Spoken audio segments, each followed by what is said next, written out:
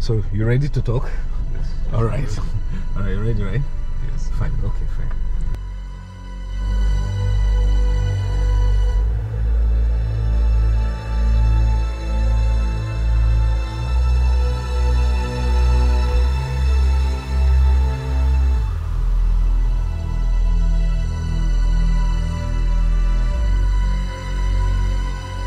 All right, you guys, like I said, I met Eddy a few weeks ago when I came for my mom's funeral, and he told me his story. It was so interesting, and I felt it was a story that I was so excited hearing the story, and I felt it would be nice to tell his story. I asked him if it was going to be okay for him to say it on the video. He said, "Fine, sure, that is fine." So today we're going to meet Eddy. We're meeting Eddy now. He's going to tell us how he traveled from Nigeria to Europe by road, right? Yes. Or will I say by foot, you know, because some places you have to trek and all that, yes. Right? Initially, for the first thing was that I actually gathered some help from my family before leaving. So we gathered, like, was up to then, it was $100 was about, I think it was about 20-something thousand or almost 30,000. Okay, wasn't that huge? So that won't burn your fuel. So I gathered up to like $400. Okay. So I actually transferred, as in I did exchange of naira, like from naira to dollar. Okay. So I can't be going with dollar with naira. Okay. So I entered from Gostai Motu at Akpakpava. Okay. That slope area. I took a bus from Benin to Onitsha. So when I got to Onitsha, I saw some guys there. They were still mainly like, they were like some Igbo boys, you know. Yeah. But I never knew they were going the same direction. So we all took the luxurious bus from Onitsha straight to Kano. Kano. Yes. Okay. So we took it that in the afternoon. The bus left in the afternoon. We got there the next morning at Kano. So at the border, they caught us at the border. This Nigerian police asking us for money. So okay, when you guys were leaving Nigeria. Yes. Okay, question before you continue. Did you guys have visa to go? No, no visa. We just did normal ECOWAS passport. Passport. Okay, yeah, ECOWAS passport. Yes. All right. So we left. So as we got to the border, they asked us for money. We paid. Then we got to a place because they actually gave me a man's contact. The man lives at this Niger. Okay. Agades. Yeah. So the man has connections of different people from different routes. So I called the man and said, I'm at Kano. He said, okay, just so they give me somebody's number I should call. So the man came to pick me up. So they took us, we were very many, like boys and girls. We were up to like 40. So they took us inside one Ducato, Fiat Ducato, that bus, that minivan. Okay. So we were inside the park. So we actually used that to cross the border. There were too many police at the road, but we just crossed the border. So we didn't even know when we got to Niger. Okay. So we got to one village, like it's like all those villages, you know, those Kaduna, you know, like this place is like pure desert, but there are some old houses. Okay. It's like a tent. Okay. Like a hut. Okay. So we're there, we're waiting for them to come. So they took us from there again. In the middle of the night, they came and they took us with this Opel Omega. There were like 4 Opel Omega. Okay. So they have to arrange just like in the front, like 3 people in the front. Okay. Okay. The back, 8. Like 1 on top each person. Yeah. Okay. Somebody was carrying 1 person. Yeah, 1 person. So they were trying to use that one to cross. Okay. They were going to Zidane. Zidane is another small city in Niger. Okay. So as we were going, all of a sudden, the driver just stopped. Yeah. Opened the door and ran away. What? I swear. So we have to start running with him. Okay. So as we were running with him, we discovered that it was policemen that he met at the junction. Okay. So I think he just felt maybe these people are going to catch him for smuggling. Okay. So he left. And so when we were escaping, we got to a point, there was nothing. It was just pure desert. So we were like, what happened?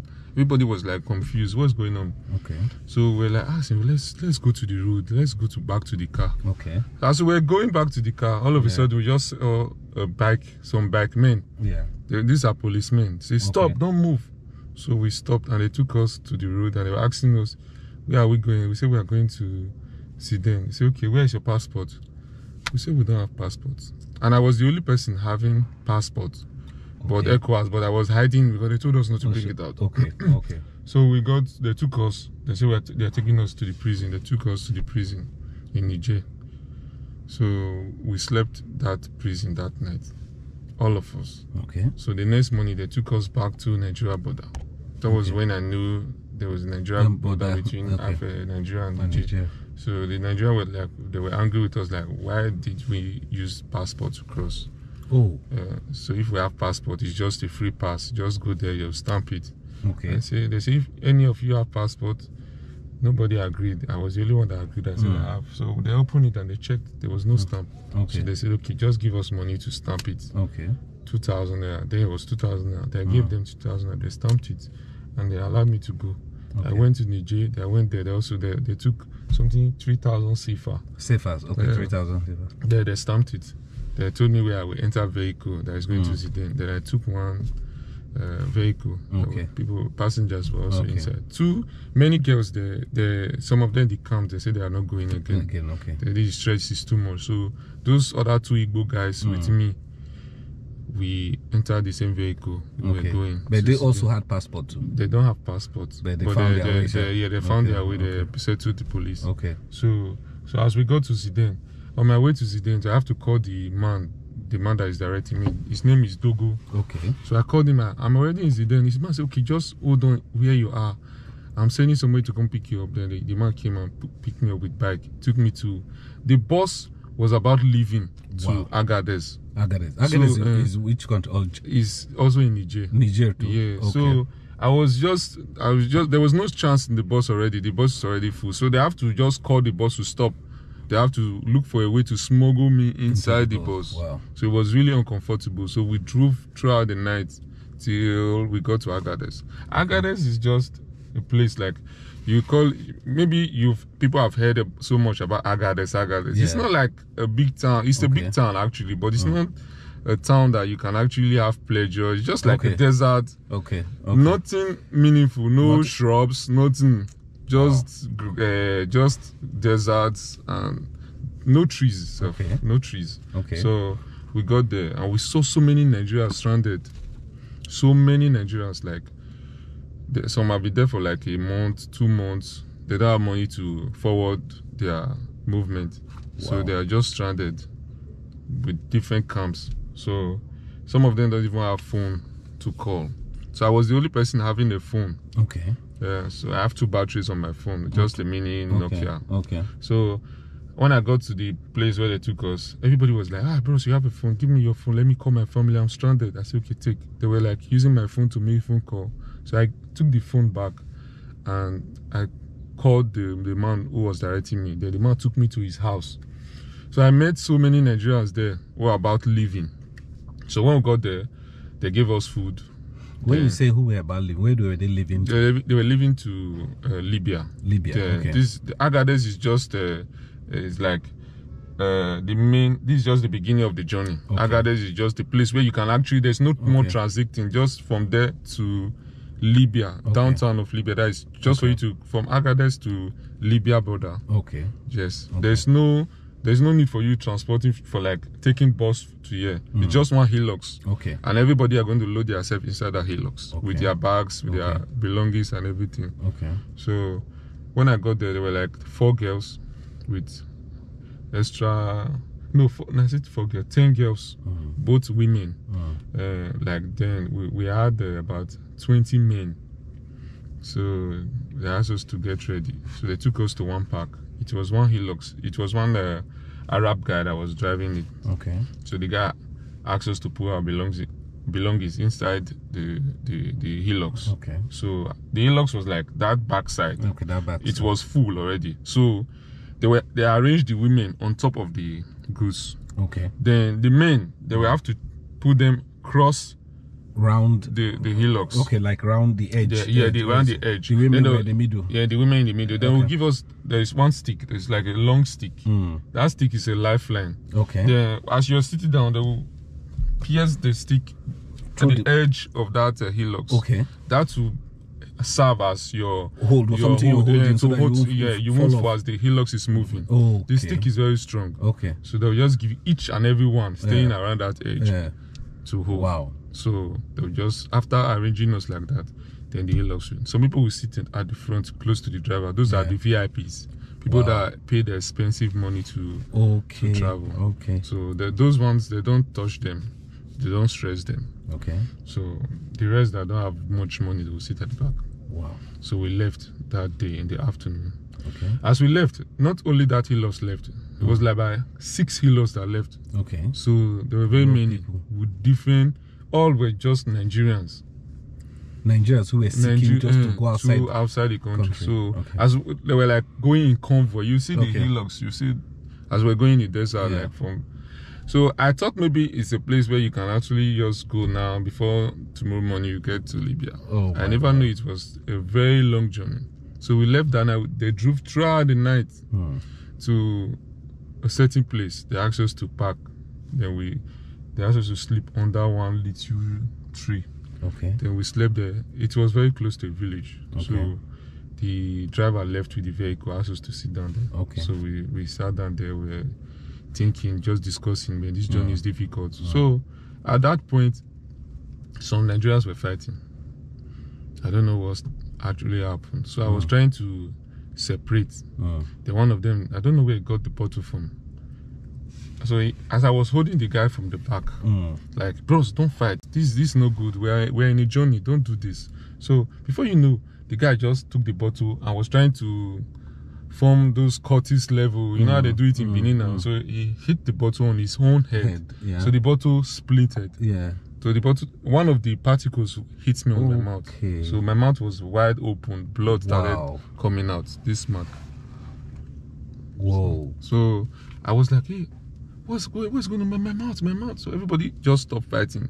So they took me to the village. Okay. They started looking for a doctor that was going to treat me. Wow. So when we got there, the doctor said he was going to take, I don't know, remember, it was 2,500 CFA.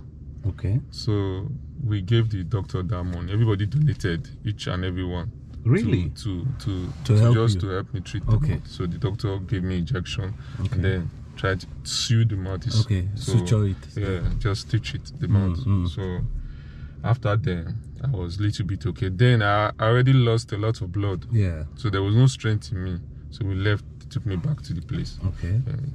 So this was still that night. Yeah, that night. Okay. So in the morning, the healers came and started saying hiya, because this is what they always say, hiya. It's like hurry up, let's go. Okay. Hiya. Everybody will start rushing themselves to their various positions in the hilux. So I was trying to rush. There was no strength. Somebody took me up. They were begging the driver, please just allow this guy stay at the middle or stay close to you because this place, there's this desert sand is not good for this injury. The guy said, oh, Bara, like, leave here. What are you saying? Come on, sit. He doesn't even care if I was injured. Wow. So so I sat down in my position. We're going. As we were going. Probably you used something to cover the. I didn't use anything to cover it. There was no nothing with me. Wow.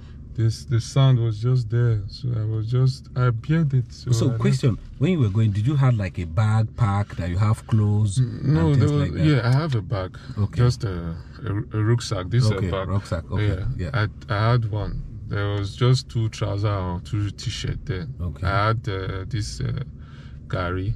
Okay. So the gari got finished at the way. There was no more. The water I took was finished. Okay. So all the food items I took was already exhausted. They stole some. Wow. So I wasn't even after the food any longer, just for me to get to where I was going. So we drove like that throughout the day. There is a certain place you get to. After we drove for like throughout the next day with the same thing. The 3rd day the same thing. The 4th day we got to the main Sahara Desert. Wow. That Sahara Desert is just sand. Sand. When you step your foot on the ground, it starts sinking, and the sand will start falling like rainfall. Wow. Yeah. As you are going, you have to cover your eye. It falls like rain. So at a certain point, the hilux have to park. Then they have to reduce the the hair on their tires. Okay, the pressure of the tire. Yeah, the tire, so that they can actually pass through the sand. So that was how we passed through the hill of the sand. Then on the 6th day, we got to a point which I was explaining to you that they have to park. Then they asked us to climb the hill.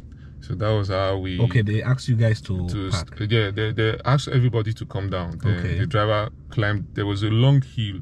Okay. I think that was the last hill before you get to Sabah. Sabah is a downtown in Libya. Okay. So that was then. Everybody was just running, climbing the hill to go and meet the hillocks. So I was the last person. So there was no strength in me because I lost a lot of blood. So I almost fainted on the ground before a friend came and took me on the shoulders. Wow. Took me to the hillocks. So the next morning, we got to the border of Libya. How did I know it was a border of Libya? Okay. There was a long iron fence around the place. Okay. And there was a big flag on the junction. Okay. And also some policemen at the junction. Before we get there, before we got to that border, we got to a place, we saw some policemen. They were telling us that there are some rebels up front that we shouldn't go through that route. Those policemen are not just they are not the Libyan policemen, they are Niger policemen. Okay. I think the driver had a relationship with them. Okay. So because normally they are supposed to arrest us. Okay. But they told us that we shouldn't go through that way, that we should go through another way. They are kidnapped some people. Wow. This is what they do. They always kidnap in that way. Okay. So if they kidnap, they ask for ransom. So we took the other road they asked us to take. So we go to Libya. It's a long story, but I just cut it short. So we'll go to Libya. Then there was no water. In Libya, you won't get water. The only place you have to buy water. Okay. No money with us. I only have $1 with me. Okay. I don't have sifa. I don't have dinar, because Libya they use dinar. Dinar. Okay. So as a way around the border, that's where we had stories there that somebody died inside the well. Okay. So we couldn't drink from the water. Wow. So we're very exhausted. From there, the hillocks asked us to enter. Then we entered into the borders of Libya. Okay. So we drove and drove and drove till in the evening when we got to the downtown, which is Sabah. Okay. On the 6th day in the evening. So we got to the town of Sabah. Then the hillocks drove inside one compound. Okay. Then some black men, those black men were Nigerians. Okay. So they came out and started saying, hey. So finally, welcome. Okay. They took us to their ghetto. The ghetto is just like a house. Not a good house exactly, like an uncompleted building. Okay. Yeah, which just a new, not very completed, just manageable. Okay. They took us there. So when they took us there, we met so many people who have been there for like 3 months, 6 months. Even old men, like 40, 50 years, they are there. Wow. Waiting for money. Waiting for their family to help them so they can go. Those ones are like stranded. They are stranded there. So all they do is just they beat them every day to call their family to bring money. They beat them with a long pipe.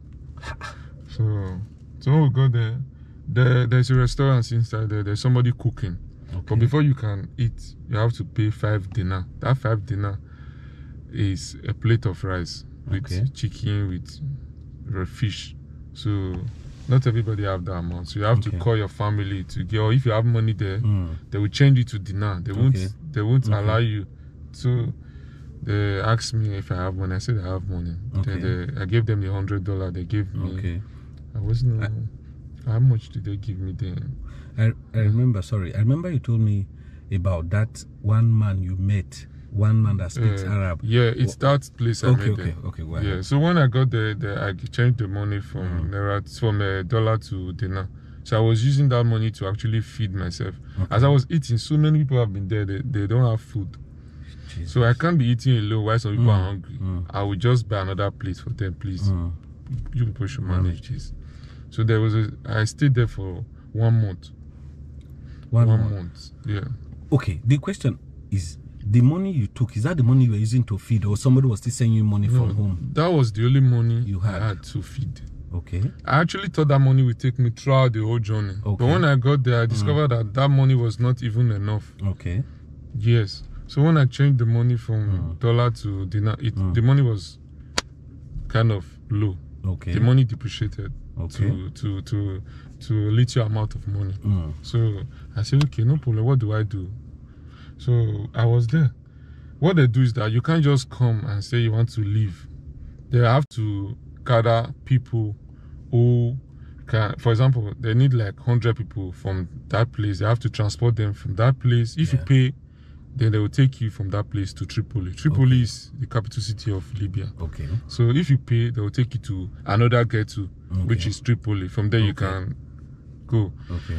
That Dogo that was directing me from Sabah, from Agadez. Okay. Okay. It was just Sabah that his connection ended. Okay.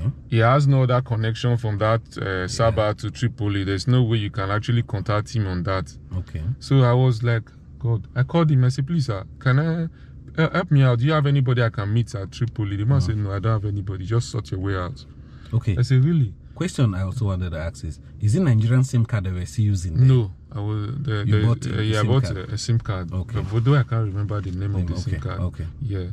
But you have to buy an airtime inside. Okay. I bought airtime of 10 dinar. Okay. So I was using it. I wasn't even using my phone. Okay. Because they took the phone from me. Yes, they took the phone from me with force. So I was using their own phone to call. I would buy 10 dinar to make 10 minutes. That 10 minutes, I have to just split it into two. I'll split it. Maybe if I want to make phone call again, I'll just 5 minutes, 5 minutes. Okay. So that was when I called. The man said there was no connection. Then I saw one man. The man is like up to like 45 to 50 years. Okay. The man was very quiet. Whenever they are beating others, the man always there's always something different from his behavior. He doesn't act like somebody who is a new person. Okay. He acts like somebody who has gone that route before. Okay. So I met him. I said, please, sir, how far this road? He said, okay, this place I've been there twice. I traveled to Libya before. I have a sister in Tripoli. So I know all this thing. I can even speak Arab very well. So I take people from Nigeria to... Oh, he's a Nigerian? Yeah, he's a Nigerian. I take people from Nigeria to... The man is from Akwa Ibom. Okay. From Nigeria to Libya. So this is my work. Yeah. I said, okay, please, sir, I don't have connections. Just help me. He said, no problem. I will just add you to the list of people I'm taking to Tripoli. I said, okay, thank God. So the man said, just for you to just be calm. And whenever I tell you to do this, do this. If I don't tell you, don't do this. I was just with him. We always sleep together in the same location. So in that room, there is a TV. They don't just on it for us to watch. It's they only on it in the morning for us to watch Al Jazeera, people they rescued. So in the morning, the ones they on the Al Jazeera, we start seeing people they rescue like 400 people from the sea.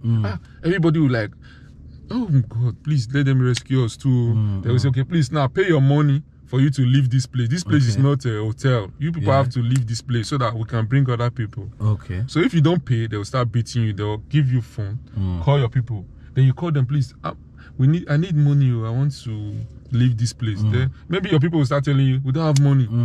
Once they hear that, they'll start beating you. Pay up, pay up.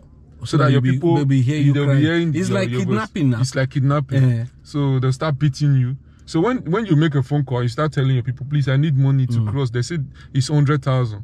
Then your people will say, okay, don't worry, tomorrow we'll send it. They'll say, hey, this one is free. Okay, go one side. Wow. Yes. So they won't touch you for that moment. So once they pay the money, then they will add you to it. How is the money paid to them? They paid, it's like Nigeria, they do it local, like they have a family in Nigeria that you can send the money to. So they will just inform them that the money has been sent to them. So they will say, okay, yeah, this one is cleared. Okay. Yeah. So when I paid the money, I finally paid, was 150,000. Okay.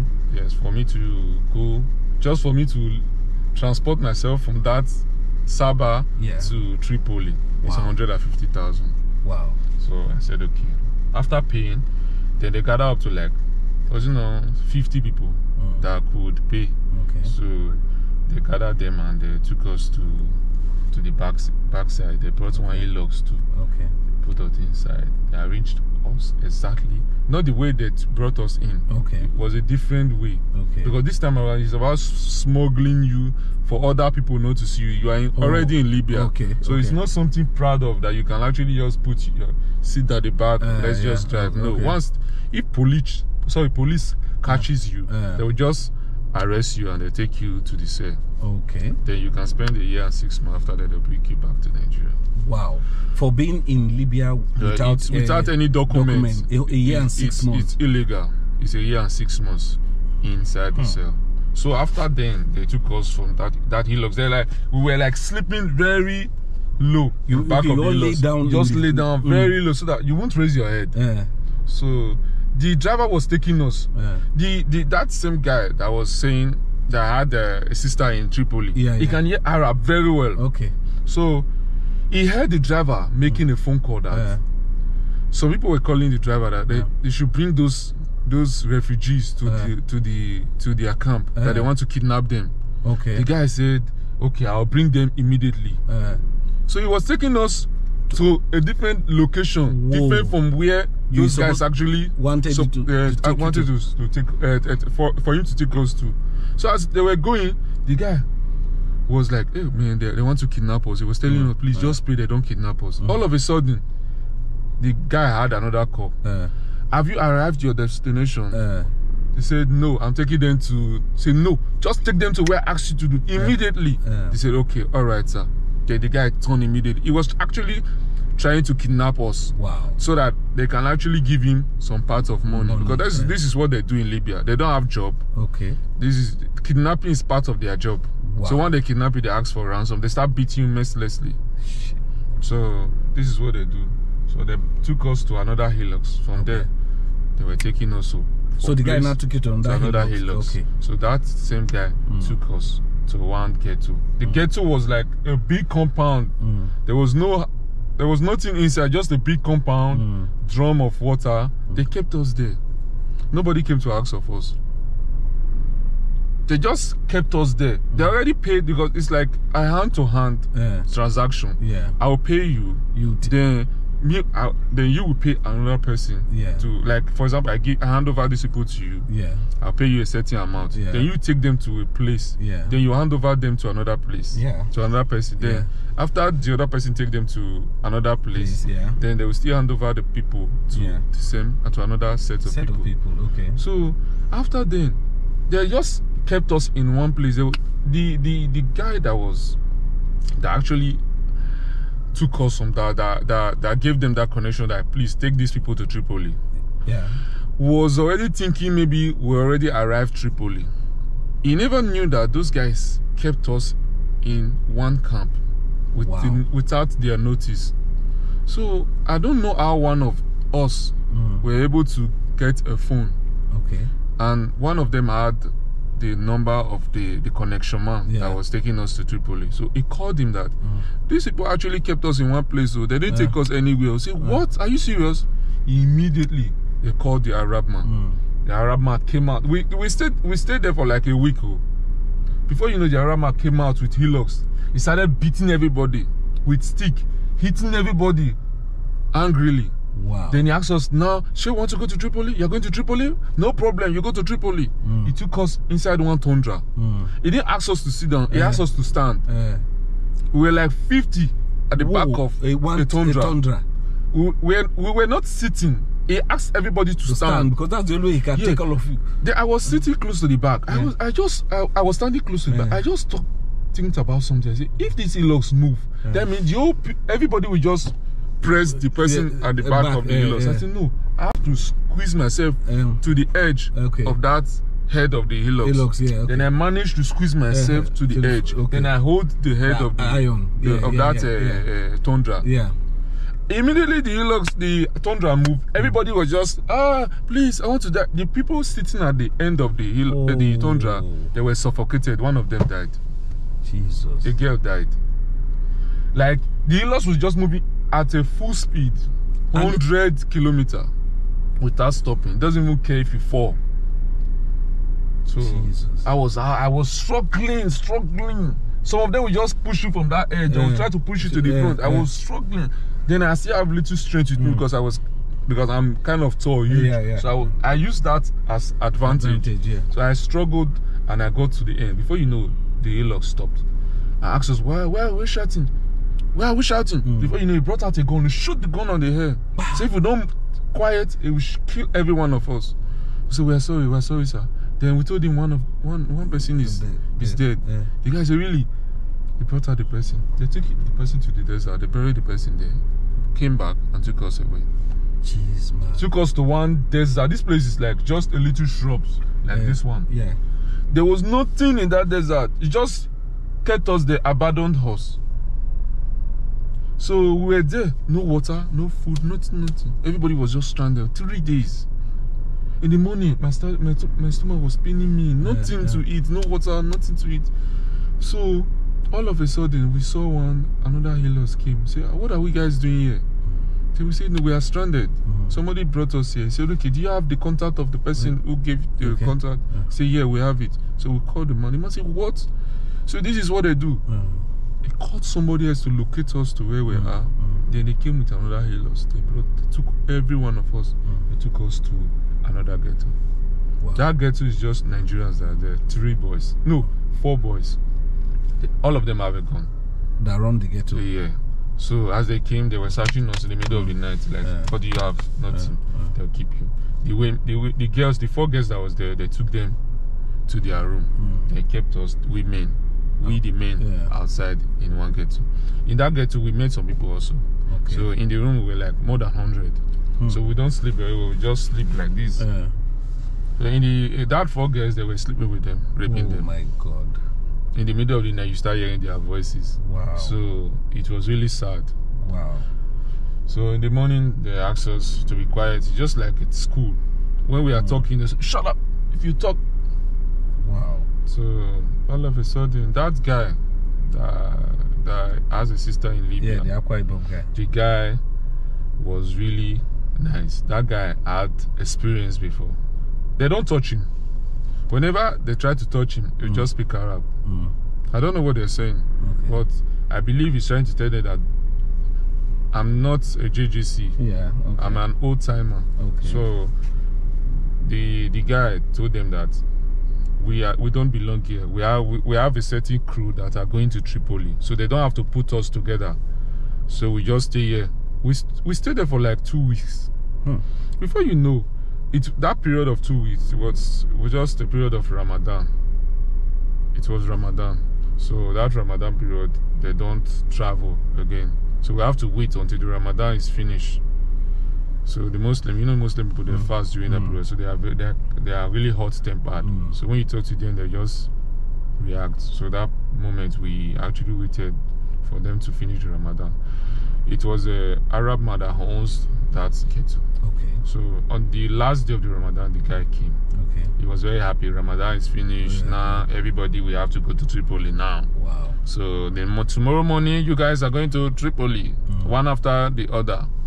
Not one after the other, like group by group. Group by group. Okay. In the morning, the guy came and said, okay, the first group is that man, that Akwa Ibom man. Okay. The man was like, okay, yeah, I'm the first group. Okay, where are your crew? Okay. He pointed those 4 girls. Pointed 2 boys. Then he pointed me. Wow. I was one of the first crew out of 100 or something. So I joined them. We took the hillocks. We lay very low on the hillocks. Then you use something to cover us, like a cloth. Like a cloth, sorry. They use it to cover us. So we got to a point under the bridge. We heard the Arab man that was driving the vehicle talking to those girls.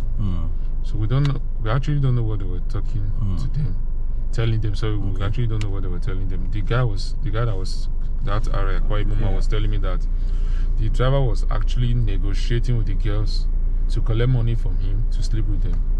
Wow. But the girls rejected. So the guy stopped us there, called somebody with this Peugeot 506 wagon. Okay. That guy came. They came with the Peugeot 506 wagon. They asked us to the boys, they asked us to stay at the trunk. Okay. While the girls, they were in front of the vehicle. Okay. They used some cage with some remnants of chickens. Use it to cover us. Wow. Now we're about to cross to Tripoli, the main town. Yeah. So they took us. They drove for like 1 hour. We were very suffocated. They took us to one big hill. They stopped us. Now this hill, it's no longer desert like that. It's like some green, crops plants, are around there. Okay. So we got to that place. They gave us a phone call. Now you have to call. Who will pick you up when we get to Tripoli? They called to there's one Gambian guy with us and another guy. They gave him the phone. Who is going to pick you up? Call the person. The guy called. The number wasn't going. They said you one side. They gave the other guy. Number wasn't going. You one side. Then they gave this guy. This Akwa Ibom guy. Call your person. And he called the sister. The sister picked immediately. My brother, where are you? So we are already close to Tripoli. So please give the Arab man the phone. Then he talked to the guy with Arab. Then he told him to tell him to bring them to Greek Garage. Greek Garage is like it's another place, like another outskirts in Tripoli, like a small place, like just like Aduawa at in Benin. Yeah. They took us. So just bring them there. The woman actually have an African restaurant. So where she cook only African delicacy. So they bring them here. They took us. You guys are settled. Just arrange us. They took us across the border. So what happened to those other guys? I don't know what happened to them. We left them there. So we're just 2 girls. No, those 4 girls, 1 boy and 1. No, 2 boys. I'm the second guy. And that guy with 4 girls. So they took us together to the place. So when I got there, I was like seeing the big houses for the first time. For the first time after a long time. So I was like very happy. The suffer has ended though. I never knew that was just another stage. So the woman, welcome my brother, gave us food. Then he said they'll take you to our ghetto. They took us to our ghetto. Our ghetto was very, very dirty. You have these desert warriors there. They will just start eating you. It's like an insect. It's always around every desert. Around that Libya, it's only Libya you can find it. If you, as long as you went through the desert, there must be a desert warrior inside your trouser or your shirt. I don't know how they get inside your body. Are they big or small? Very small. You won't see them like that. Except you look close. They always stand at the edge of your trouser. So they'll start eating you from in. You start getting dried. Wow. Very, very bad. And you can't kill it with your 2 hands like this. You have to use your finger. Your 2 fingers. That means they're they're very hard. Wow. Yeah. So they are very hard. You have to like squash them. Squash it very well. So when we got to the place, there were lots of desert warriors around there. I was just complaining. I wore 1 trouser for like a week. I didn't wash it. I was already smelling. No soap to bath, nothing. So we're there. So before you know, we had access to phone. So I called my family. Please, the woman actually had people who can actually we can pay. That the woman is a connection woman that can take a group of people and travel. She has a connection to buy a boat, then arrange passengers. Then she has people that can do it, that you can travel. So she asked us to pay 150,000 Naira. The brother was still there. The brother said he's no longer staying, going back to Nigeria. He too wants to cross. I said okay, no problem. We'll just go together. Then I called my family. My family said no, you don't have to use that connection. I have a connection that you can use. One of my husband's sister traveled through that Libya of recent, so I'll give you the connection so you can use. Then he gave me the contact. I talked to the people around the place. I can't stay here. I have somebody that can help me. They said okay. They took me to the place. So then when I got there, that ghetto was even worse than the ghetto. Oh my God. Left.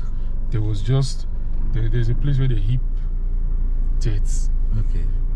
Like a dustbin. Like a dustbin, very dirty. Yeah. And this place is very, very dirty. Girls, they have their own ghetto. Boys, their own is here. There's a bathroom. Yeah. The bathroom is very dirty, very unkept. They are all the whole place. The whole people there is just Nigerians, Benin especially. Wow. Those. No, you can't even find any Auchi, Benin, and Ishan. People those, there. Those are the only people you find. And they were young boys, are they? Young boys and girls. I'm telling you, everybody, young boys and girls. I actually met my friend there. Wow. We lived at the same area before. I said, sir, what are you doing here? He said, me, I want to travel to. Wow. So we're doing things together. When I got there, we're sleeping at the same position, doing things together. Anything we just find, we eat it together. Okay. So this place is, whenever the sun comes out, man, that place you can't. There's no shade to hide. Wow. We just stay there. You can't even go inside the room because the room is already filled up. So we just stay under the sun. So we took our shed. We actually constructed our shed to like a shade. Okay. We looked for a stick and we hung the shed on the stick. So we used that as a shade to cover ourselves. We're there for 1 month plus.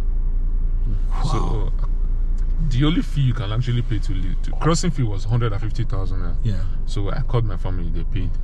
So when they paid, some people have not paid. Some people don't have the money. Okay. So when I paid the money, they were waiting for a certain amount of people. Okay. It's only 150 people that occupies the boat. Oh, so they need to have that number of people before they can cross. Okay. So after the number was complete, they took us. So now we are going to Saprata. Saprata is a downtown. It's very close to Tunisia. Okay. Saprata. That is where. This one you're in Libya now. Yeah, now you're going to another state. Another state. Yeah. Okay. Saprata. In the same Libya. Okay. So they took us there. From that place to Saprata is another hell of a journey. We went through a lot. We took extra 1 week before we could get to Saprata. Wow. And when we got to Saprata, they took us to a ghetto too. The ghetto is not very far from the sea. It's uncompleted. So there was no food. I have to beg for food. If I want to beg for food, whenever I see food with you, I'll just go, please, the food, I beg. I'm hungry. They say, someone abuse you. Yeah. Please, must you beg for food? Don't you have money? Buy food now. I said, I don't have money. There's no way to even buy food, even if I have. Some of them will just cook. After the burnt part of the food they will give to you, then we'll start using our finger to scrape it. Just something to enter the stomach. These people that are cooking, are they people that have been there? They have been there. Yes, they have money. Okay. So they can buy anything. Is it that they work there? They don't work there. Just that they have money to feed themselves. So you that don't have money, we'll start begging. We'll call it rescue. When we beg you, please give us rescue. That rescue is just the remnant of the food. Just the under of the pot. They'll just give us. They will start eating. Manage to eat something. They don't cook soup there to eat fufu or this thing. They cook stew to eat fufu. Wow. Stew is the soup that you can actually, because you don't have where to buy okra or bolo or whatsoever. Okay. So stew is the only alternative. So we were there. We stayed there for like 1 week on that Saprata. So after there, inside that ghetto, there was a group of people with different country. Gambia was there. Tunis, they were there. Tunisians, they were there. Moroccans, they were there. Cameroons, there were just 2 Cameroons. Cameroonians, okay. Yeah, Cameroonians, they were there. Then Eritrea, okay. Yeah, they were there. Ethiopians, they were there also. So everybody wants to travel. Together, everybody wants to travel. So the evening of it, they came. They brought one truck, like a tipper. Okay. They took only those Tunisians and those Eritreans, with these Somalians. Yeah. They took them away. They left only the Nigerians. They took them away. Okay, but all of you, the Nigerians, you have all paid your fees. Yeah, everybody have paid. Their fees, but you're waiting. They not took those other guys. They're waiting for badge. The first badge, second badge. So they took those ones away. They took them to the seaside. We waited and waited for them to come and take the Nigerians. They didn't come. So in the morning of it, we only saw 2 Tunisians. They came. They were explaining to us that they wanted to cross them. That policemen they got busted by the policemen. Oh my God. So they took them away to the prison. So they managed to escape. Those 2 escaped. So we were very happy. Thank God we didn't go. So the next day of it, they came to take us. Now they are taking us to cross. But they didn't take us to that same spot where they wanted to cross those people. They took us to another spot. And this place is very, very close to Tunisia. You see the border. It's like a light on top of the sea. There are some ships arranged on top of the sea. So they took us to that place at that night around 12. So they brought us to that place. You start seeing the water. The only thing that you see is just a moon on top. Then you start seeing the water like this. There are some reflection. There are some things on top of the water. It's like I don't really know. It's like it flashes lights on top the water. I believe those are. I don't really know what they are, but so we waited for them to pump the balloon. After they pumped the balloon, they brought out a brand new engine. So they fixed the engine on the balloon. They asked us to lift the boat. So it's like it's just an airboat. They just fill the air with a new engine. With a new engine. Then they asked us to lift the boat. Everybody 10 each side. Men only. To lift the boat, take it to the sea. So we lift the boat, started lifting the boat. We lift the boat to the sea. The water have to get to a certain level on our body, like this place, before we can actually return. And you are over 6 feet, so so you have to get to so people that were short, like no bros, we can't go further. We just turn back. So we dropped the boat. There was somebody on top of the boat already when we were lifting it, one Arab guy. So they took the boat inside. Then they asked us to remove every piece of iron. Like if you are putting on a trouser, you have to remove the zip. Remove the zip. They remove the zip with time. Why do you have to do that? Because they just believe any iron can actually puncture that balloon. So they don't want any excuse. They don't want to take any chances. Before then, they brought one guy. This guy is a Nigerian, but he's from Warri. That guy, they took him from another ghetto. They actually asked him if he can drive a boat. The guy agreed he can. They went to the sea, they tested him, and they discovered that he can drive the boat. Then they brought another person from Gambia. This guy is a compass reader. They taught him how to use the compass. So when they took those are the 2 guys that are going to pilot us to where we are going. So they brought us they brought them to our crew. So they told the pilot to caution us not to fight, not to. So at the point of about arranging us, taking us to the sea. So you know what they do? Somebody's on top of the boat. We will just line up and start going one after the other. So when you get close to the boat, you stretch your hand. The guy will just draw you. Then you put one leg on the boat. Sorry, like that. Then they will just lift you up like this. Somebody's 2 people on the boat. One is arranging, one is taking you. So before those Libyans, they are really very aggressive. They actually wanted to do something before we left. They brought out one girl. They said they actually wanted to rape that girl before leaving. So we the Nigerians, we reacted like, what are you guys doing? No, you don't do this. One of them came out, it's my wife. Then really they said, madam, your madam? Say yes, before they left the girl. Wow. Then they asked the girl to go. They took us, everybody, we're up to 150 people on top of the boat. On top of that raft. They arranged us like the way they, whenever any policeman catches any thief, you know the way they sit down now, they sit on the floor. Their 2 legs are like this. Then this is how we sit down. Another person will sit in between, in between like this. Like that. Your legs won't stretch. You have to just squeeze your legs to an extent like this. So this is what we do. So after arranging us, then they ask the guy to they actually set the compass to I don't really know if it's east, north, west, south. Okay, but they set it to the position. To the position of that Italy. Yeah, so they asked us to go. So the guy was going, but the boat was kind of heavy because the boat is already filled up. Okay, so the guy was like confused. The boat, whenever he tries to move the boat will start turning around 360. They told him not to. One of them came and took the boat and started driving the boat. They drove us to a certain level. Then the guy that was driving the boat jumped inside the water. I went to the boat because there was another boat escorting him. Okay. So he said, no, just take this direction, drive it like this. So the guy said, okay. The guy started driving the boat. They were escorting us. The only prayer I was praying is not even about for the boat to capsize. I was just praying, let know that those Coast Guard will just come and catches us like this, because if they catch us like that, it's illegal.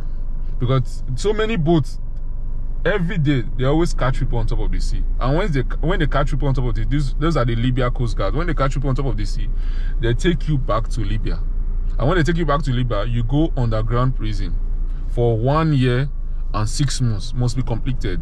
Except you have money, they can actually bail you, then you are free to go. Wow. If you want to continue, you continue. If you want to go back to Nigeria, it's your choice. Okay. But at what time was this movement? It was around 4 in the morning. 4 a.m. 4 a.m. Okay. So by the time we got to the sea, when the boat has already moved, after everything, it was already 5. So as we're going, it's still dark yet. Yeah. So they were escorting us for us not to miss the way. Yeah. But I don't know if those people actually have connections with the policemen, because there was no boat around that axis that was going to. Okay. Just only them. Okay. Just only our boat. Okay. And then escorting you. Escorting us. So they got to a point, they said, okay, bye-bye. Straight. Go, tour. Italy. 4 hours. Italy. And it's a big lie. You can't get to Italy in 4 hours.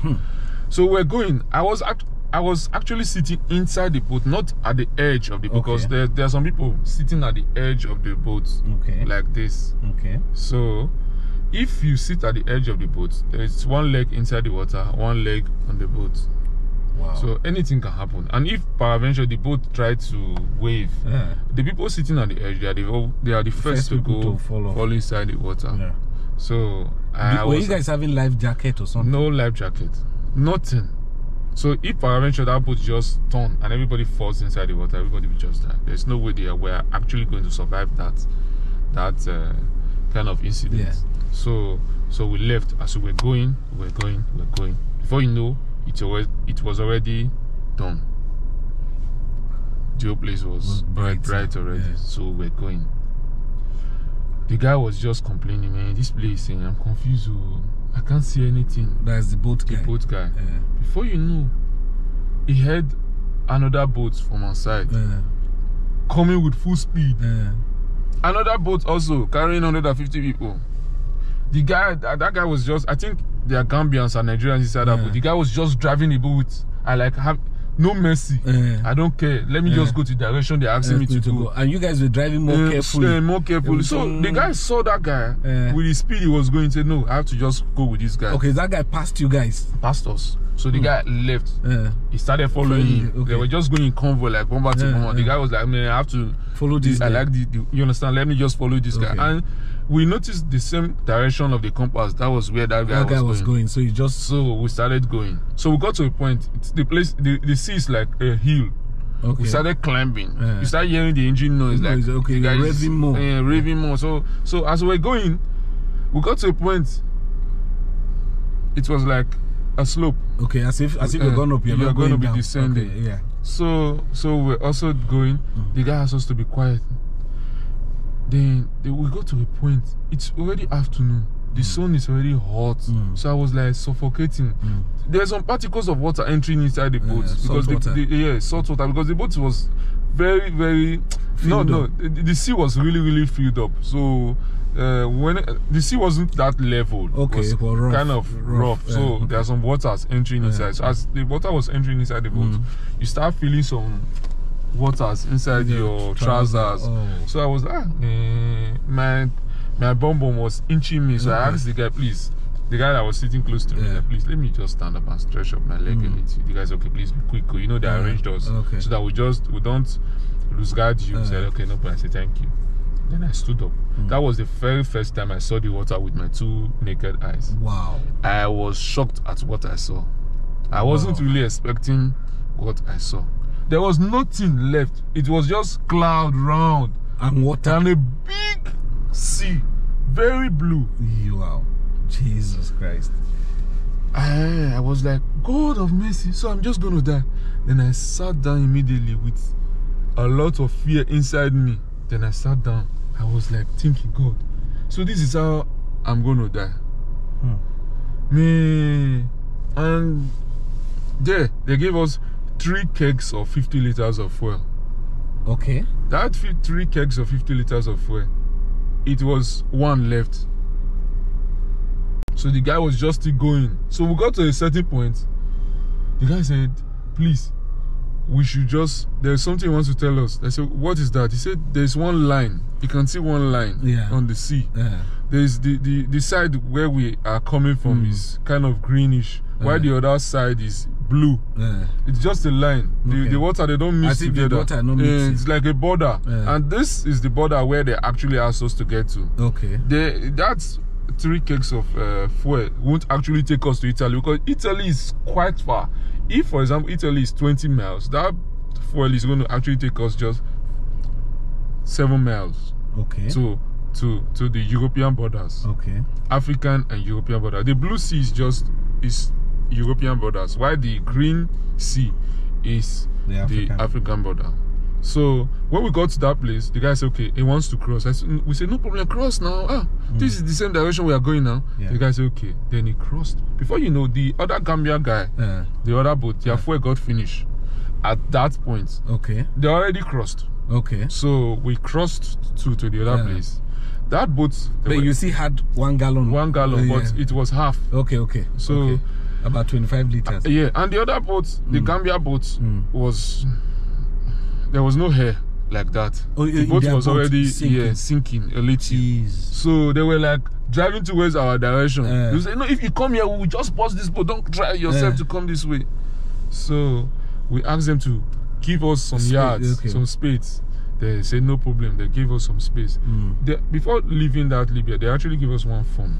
The phone has a long antenna. It's called Turaya. Okay, those Turaya. Okay, those satellite phones. Yes, exactly. To call the emergency number. Okay. So once we get to that border, it's just for us to call. Then they can actually locate us. Okay. So in the process of trying to dial 911, we saw a big helicopter coming from afar. This helicopter was really coming. I believe it was the Navy helicopter. It belongs to the Navy. So as they were coming, the helicopter was just very far from where we are, like really upwards. The helicopter was like, there was a long camera at that helicopter videoing everybody on the boat. The helicopter was just going 360. 360. After some while, it left. Okay. Then that moment, we have to dial that number. As we were dialing the 911, there was no response. Then we dialed it for the 3rd time. Then somebody picked, please, this is the emergency number. What's your location? You said, we don't know where we are. Please, we need help. We need rescue. You say, what is your location? We say, we don't know. They said, hold on, let's track you down. Just